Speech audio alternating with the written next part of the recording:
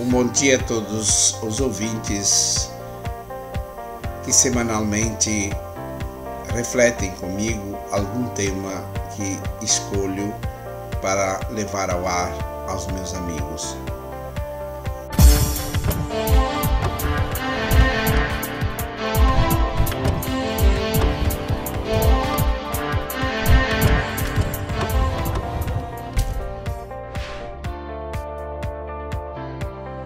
Nesta semana eu tenho escolhido o seguinte tema: a virtude da honestidade e a da transparência sempre é benéfica e próspera para a economia. O momento histórico exige de toda a sociedade parar, pensar, avaliar, revisar todos os paradigmas que se vivem na atualidade. Porque é um fator de sobrevivência, tanto da ecologia humana quanto ambiental. A cultura contemporânea mostra cada vez mais os sinais da decadência, pois perdeu, na verdade, os limites e os valores que proporcionam sustentabilidade e sentido. A construção de uma nova sociedade no início deste século, frente ao caos em que se encontra, vai exigir sempre mais de todos os setores do tecido social um profundo exame de consciência.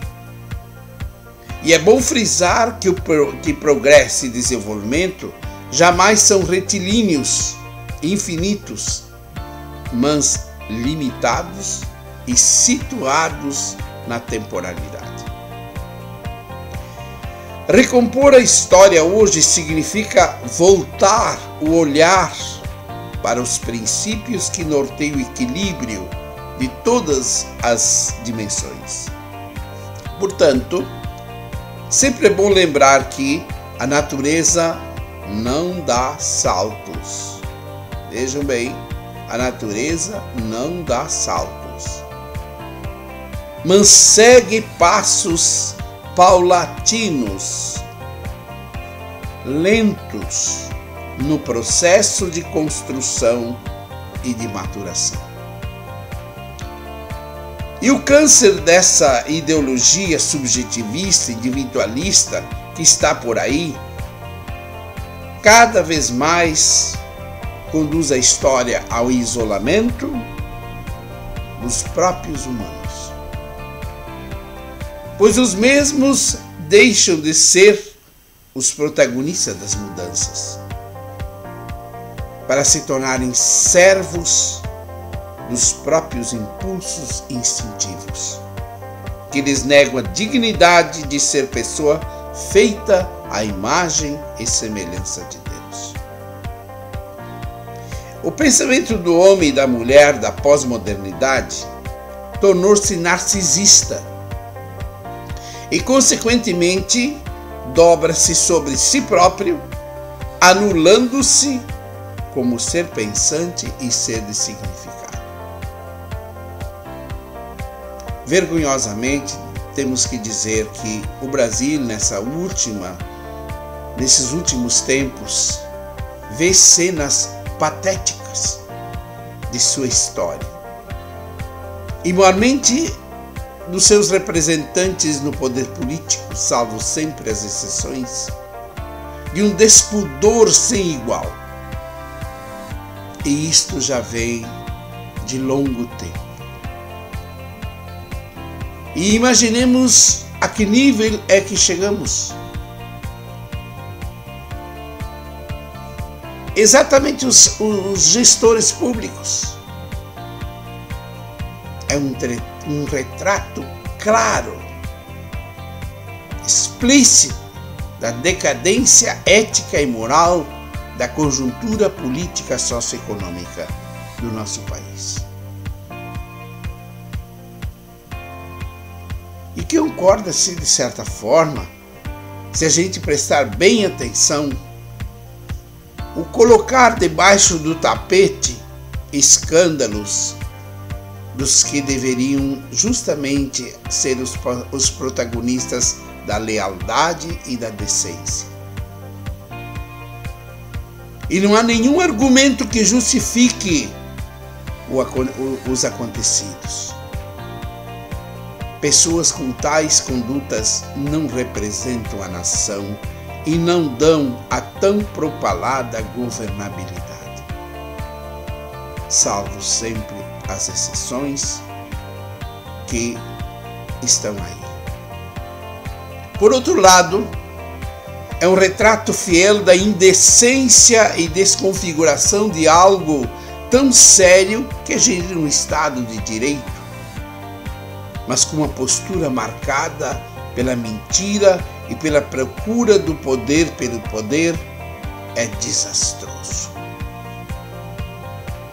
Vêem-se também muitas instituições em franca decadência e se pergunta: o que a nação, com tais gestores da coisa pública, como tantas instituições em nível civil, político, social, familiar e religioso, tem a alegar às novas gerações?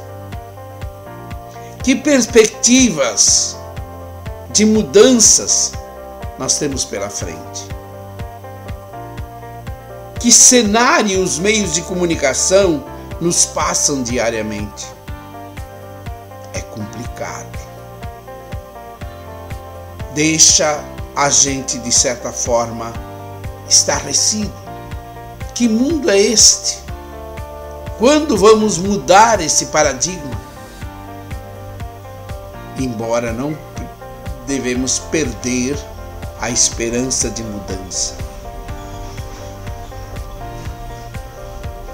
O noticiário diário sempre reproduz o quadro real e trágico de uma sociedade sem princípios, decadente, sem critérios, violência generalizada. E olha que isto não é fruto do acaso, e sim efeito cascata, que parte do exemplo das maiores autoridades do país, recheado de cinismo, deboche e impunidade. Claro, com sempre as exceções que tentam lutar contra essa correnteza do mal e da deslealdade. Os meios de comunicação deveriam formar a opinião justamente na contra-história daquilo que está acontecendo. O sistema carcerário do país é um triste retrato, por exemplo, de política sem pudor e muito menos de respeito à dignidade humana. No entanto, o que mais entristece é ver grande e significativo número de jovens presos. E mais, não são apenas da classe pobre, e sim da classe média e alta, envolvidos em crimes hediondos. E isso mostra o fracasso de nosso sistema educacional.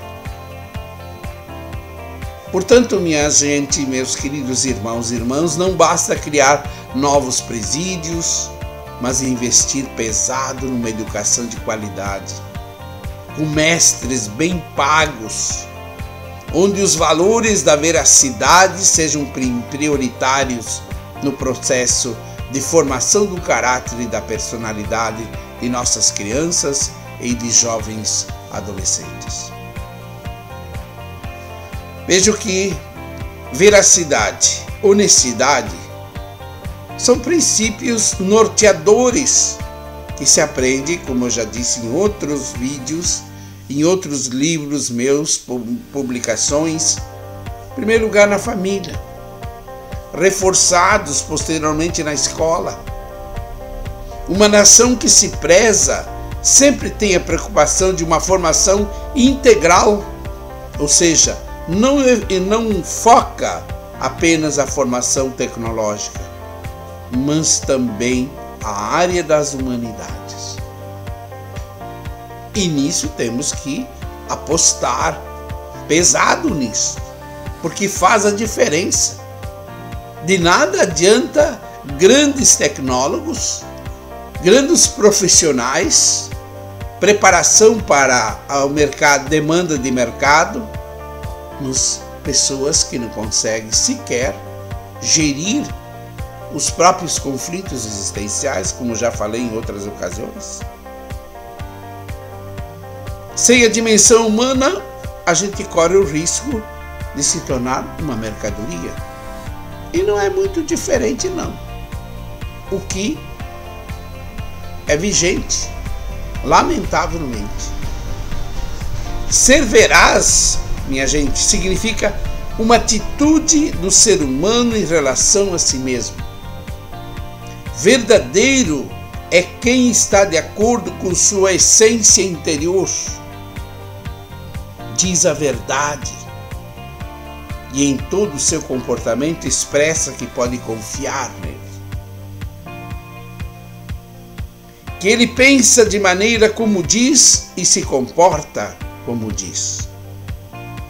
Veracidade é a condição para que nossa humanização dê certo. E a virtude que nos leva a sermos completamente nós mesmos e sermos autênticos. Fonte: Anselm Green e Johann Seitz. E eles continuam. Veracidade também é condição de uma comunidade resistente. Pela mentira se destrói a comunidade. Em longo prazo, uma empresa somente pode existir se enfrentar a verdade, se buscar viver internamente aquilo que defende externamente. Tal veracidade produz um sentimento de confiança. Meus queridos irmãos e irmãs, ouvintes, sempre é bom lembrar que a pessoa que é verdadeira no seu agir é sempre digna de confiança da confiança de todos. Entretanto, para se chegar a esse patamar, há todo um processo que inicia na família, como já tenho insistido e vou insistir, e que segue na escola como um complemento, embora não seja o papel específico da escola, mas ela pode colaborar. Ter presente as virtudes cardeais como parâmetro de educação. E, portanto, é preciso refazer nossa linguagem usual, empobrecida por neologismos vulgares e ideológicos que não constroem nenhum paradigma, mas edificam a sociedade em todas as suas dimensões. Portanto, a tragicidade prática da visão que temos que ter entre economia e dinheiro vai nos ajudar sempre a fazer a diferença. E um dos aspectos preocupantes no contexto do construto político socioeconômico é exatamente o distanciamento cada vez maior de uma economia monetária e que paulatinamente vai se tornando independente da atividade econômica correta. Por quê? Em termos de sustentabilidade, o resultado será sempre problemático, porque não ajuda em nada para uma atividade econômica saudável. Pois em vez de arrumar a casa, porque o termo economia, do grego, traduzindo literalmente para a nossa língua portuguesa, significa arrumar a casa. O que a gente vê nessa situação atual é uma economia que cria uma disfunção, que desregula toda a economia e elege o capital financeiro e o especulativo, desvinculado do seu objetivo essencial para a sociedade. Daí se percebe que muitas instituições bancárias caminham de forma paralela à autêntica atividade econômica. Muitos não gostam, acho, de que eu fale nisso, mas é uma realidade. Portanto, Grimm e Zeitz, no seu livro Deus, Dinheiro, eles dizem assim: hoje muitos bancos especulam no mercado financeiro independentemente da atividade econômica.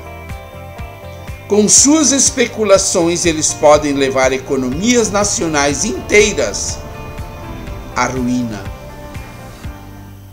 e compelir mercados numa direção que, no fundo, só beneficia os interessados que já têm dinheiro, mas não beneficia na prática praticamente ninguém. Somente os especuladores, é claro. Isso quem diz é Anselm Green. É bom frisar, meus queridos irmãos e irmãs, que o contexto atual, infelizmente, gira em torno do dinheiro. O dinheiro como um valor que prescinde do verdadeiro valor. E com isso quero concluir minha reflexão de hoje. Urge mais do que nunca recolocar o dinheiro no seu devido lugar. Ele é necessário, mas deve ficar bem claro que o dinheiro deve servir e não governar. O Papa Francisco já disse várias vezes e em várias ocasiões. E esse é um pressuposto sine qua non para uma nova era que todos nós almejamos, tanto a sociedade nacional quanto para a sociedade mundial. Muito obrigado a todos que têm me escutado e espero que esta reflexão possa ajudar a fazermos um mundo mais humano, mais fraterno, mais justo e inclusivo. Tenham todos uma